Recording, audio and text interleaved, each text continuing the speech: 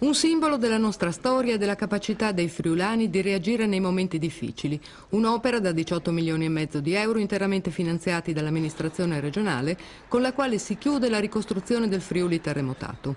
Il presidente della regione Renzo Tondo posa a Colloredo di Montalbano la prima pietra dei lavori di ripristino di un castello con secoli di storia, ricordato e legato soprattutto al romanzo di Ippolito Nievo, Le confessioni di un italiano.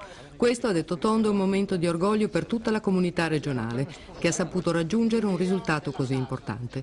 Numerosissimo il pubblico, presente anche al convegno di presentazione dei lavori ai quali si è arrivati, ha sottolineato l'assessore Molinaro, già sindaco di Colloredo e presidente della comunità collinare del Friuli, con un percorso complesso, iniziato con i primi puntellamenti subito dopo il sisma e con la schedatura poi degli edifici danneggiati, base indispensabile per la legge del 91 necessaria per la situazione del compendio, interamente di proprietà privata.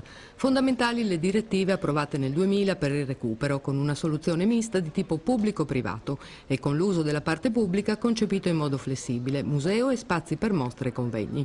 L'intervento della Regione non finisce qui. Dopo la ricostruzione materiale, ha detto ancora Molinaro, la valorizzazione di una risorsa straordinaria, con il castello che diventa caposaldo di un'Europa della cultura e dei popoli.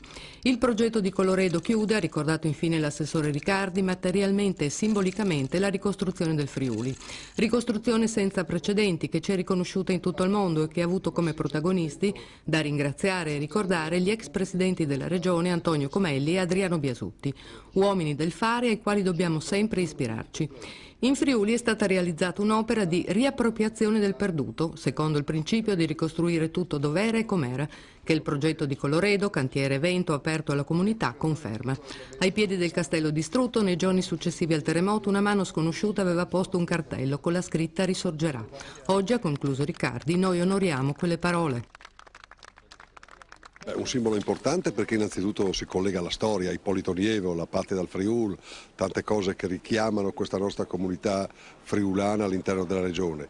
Il secondo tema è che si conclude oggi un percorso straordinario, che è quello che ha visto una ricostruzione che tutto il mondo ci invidia e che oggi completa con l'avvio dell'ultima opera imponente che è il Castello di Colloredo, l'ultimo tratto del suo percorso. Quindi alla fine di questi 5 anni potevo presentare non solo un Friuli ricostruito che c'è già e che tutti hanno visto e che vedono, ma anche la capacità di recuperare le proprie radici con un'opera come questa che sarà imponente, che sarà addirittura, secondo me, riportata nei libri di storia perché di tanto si tratta.